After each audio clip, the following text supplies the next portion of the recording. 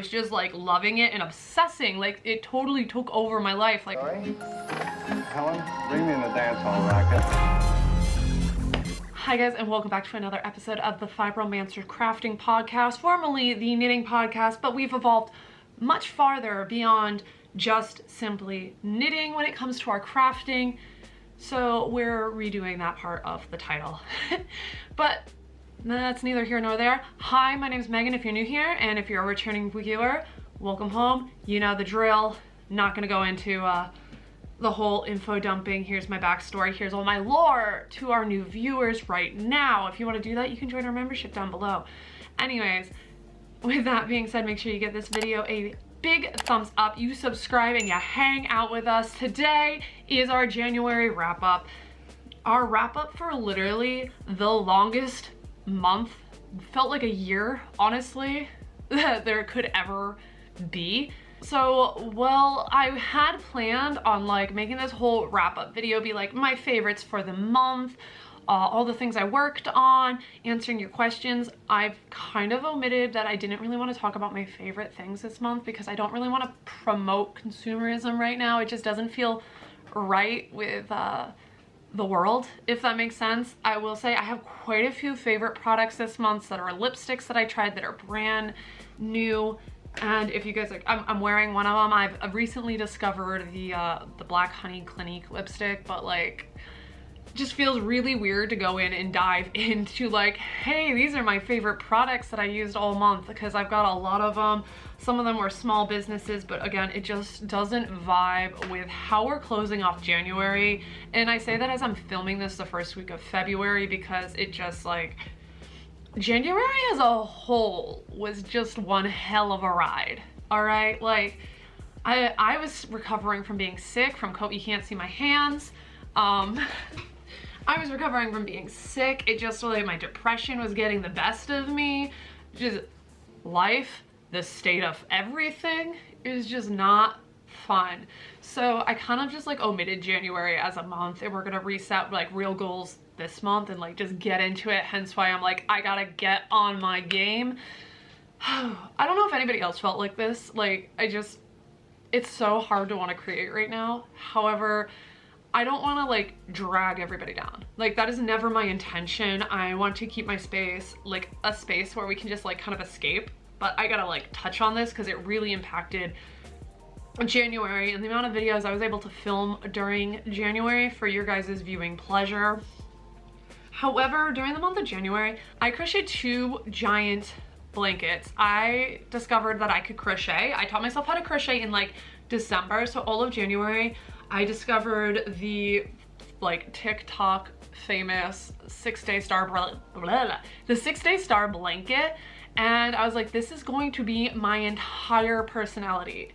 So I got one, which I finished, I don't know if I finished it the first week of January. Technically there's 3 of them that I finished. There's a huge one that I finished, but I haven't finished the bind off, so I wasn't gonna get it. It's huge. It's like 3 Karen cakes. I made one for Ryden, which I can pop up pictures here. His is just blue using 1 single Karen cake mandala bonus. And then I made this giant one for Aurora, which we've deemed the Pink Pony Club blanket, which is ginormous. So if you're not familiar with the pattern, I just had her run and grab this off her bed. This one is absolutely massive. We might have to take a B-roll shot to show you this. This is the blanket. I finished it. It's huge. It's ginormous. This was 6 balls of the Lion brand ombre mandala. I knit it on a big needle. No, not needle, hook. And I love the way it turned out. It's pink, it's orange, it's Pink Pony Club. It's very Aurora. And so I finished this one, which would be the 3rd of 3 that I finished in the month. And I finished my quilt, which I have a whole vlog for. What size hook did I use for this? It's in here. I am a total noob at crochet, okay? So like, I don't know terms, I don't know anything. I am a baby when it comes to working on these and learning all the lingo. It's very new to me.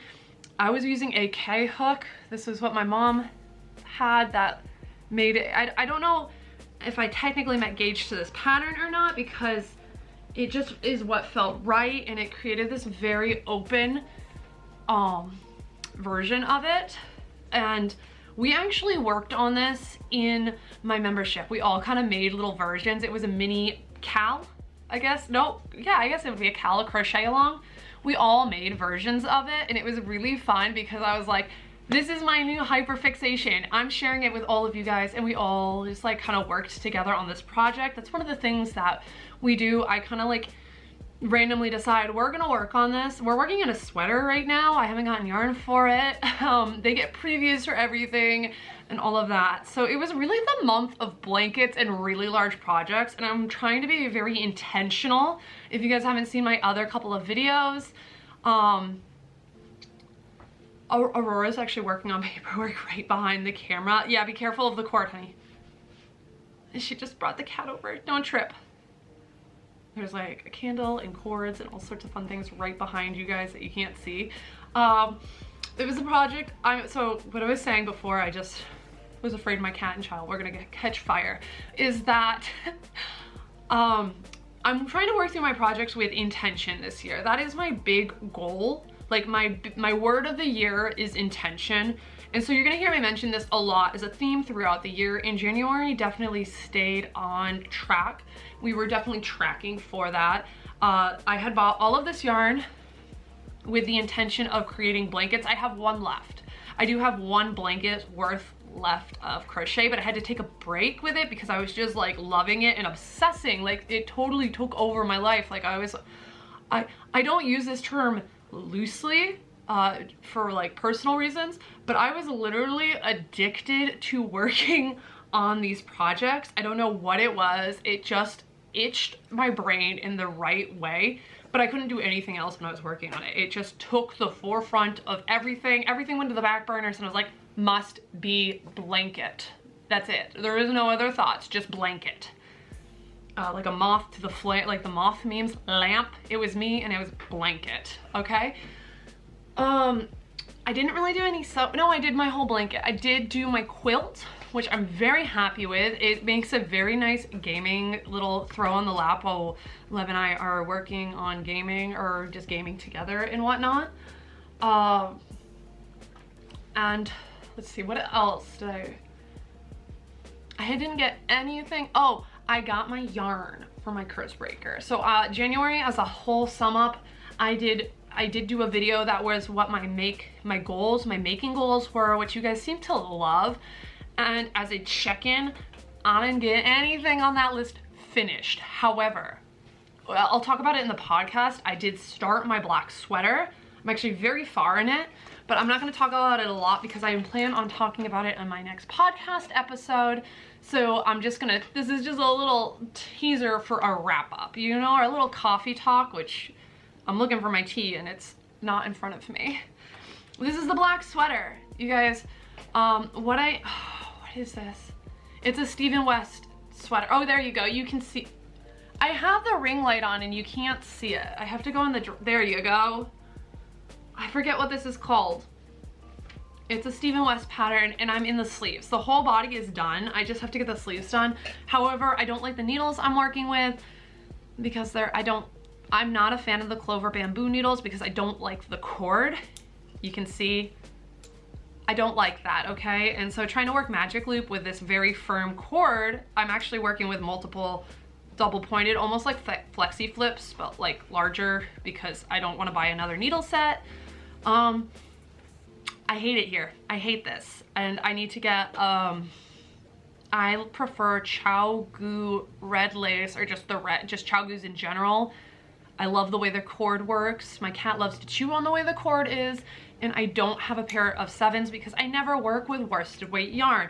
So if you don't know anything about this pattern, this is using a giant pound of love, loops and threads, I think black acrylic yarn, because we listen and we don't judge. And I'm gonna work with acrylic yarn. I'm also gonna work with indie dyed yarn, and I'm gonna work with all of the fancy stuff. So that is actually on my list, and so is the next project, which I did just get yarn in, but it's technically February, so it doesn't count as a January wrap up. But I did get the yarn for the Curse Breaker test knit, which is Tristan of Dragon Horde Yarns brand new sweater pattern coming out for the Fiberomancer Festival. Okay. I just realized that my lighting was completely and utterly off and it got really messed up with the black sweater, so I just had to fix that a little bit.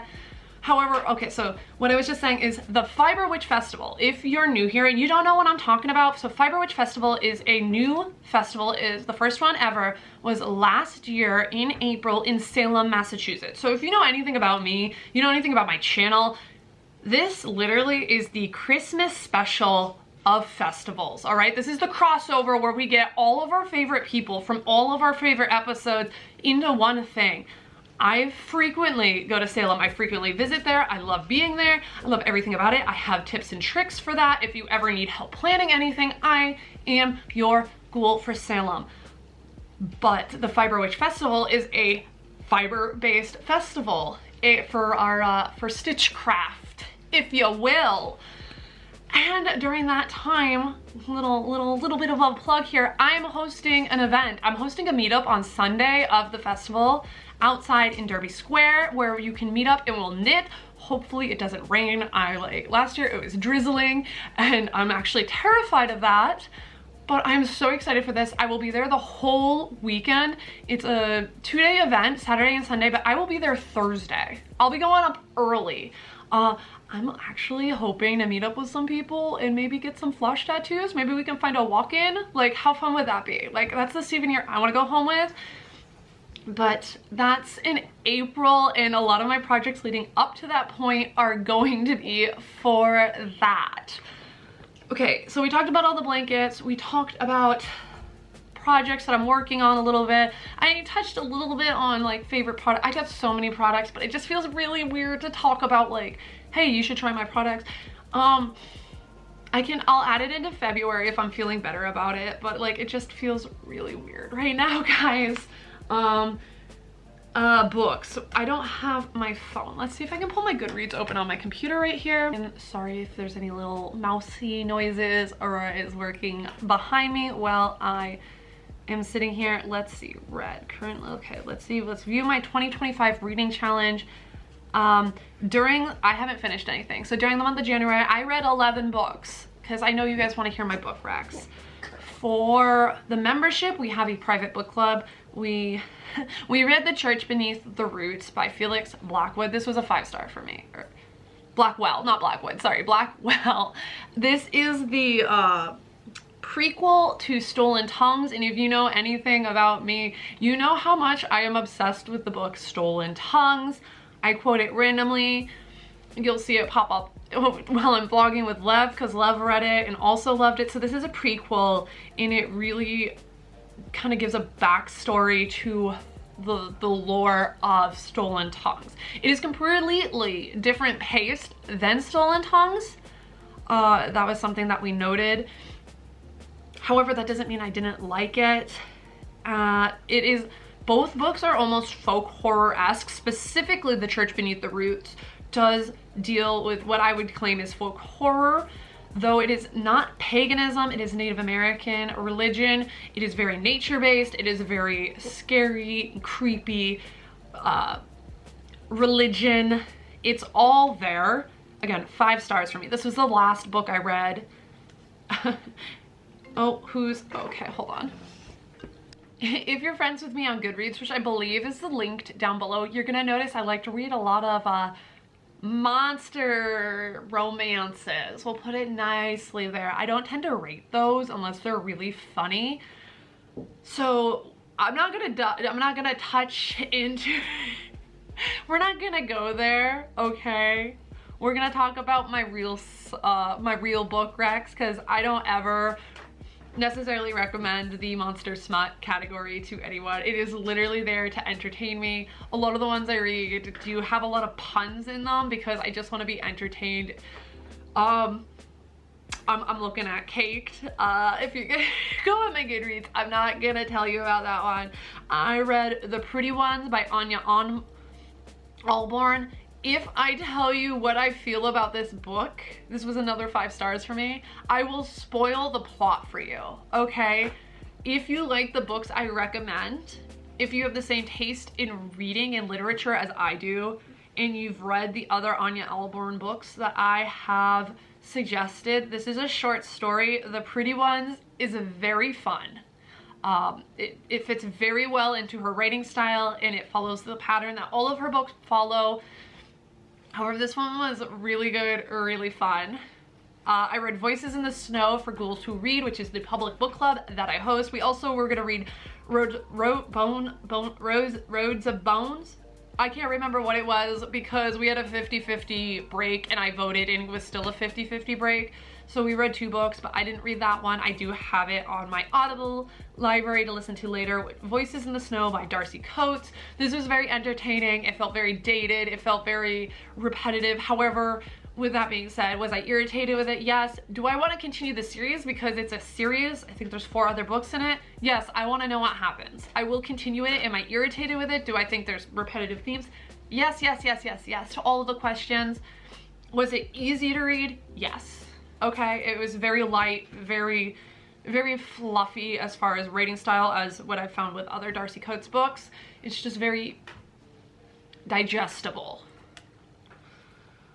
Oh, and then I read a bunch of this was my fluff series, which was the Beechwood Harbor Ghost Mystery series. I read a bunch of these. This is just another paranormal murder mystery ghost, very fun. I've read another series that is in the same world of this. I really loved it, very entertaining. They're just short fluff just to keep it going. You can tell that because I didn't read nearly as many horror, extreme horror, splatter, punk that I normally do. You can tell by my mental state that I just needed fluff and entertainment when it came to my reading, and that's exactly what I got.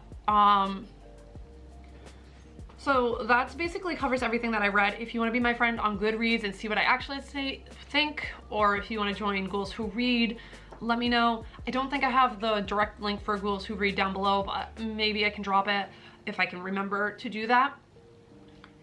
And I think that covers almost everything that we did in January. Oh, Ryan turned 10. I didn't vlog Ryden's birthday, which I've done every single year for like the past 4 or 5 years, just because I wanted to be very much in the moment with him, because it was just it's been such a hard month for me.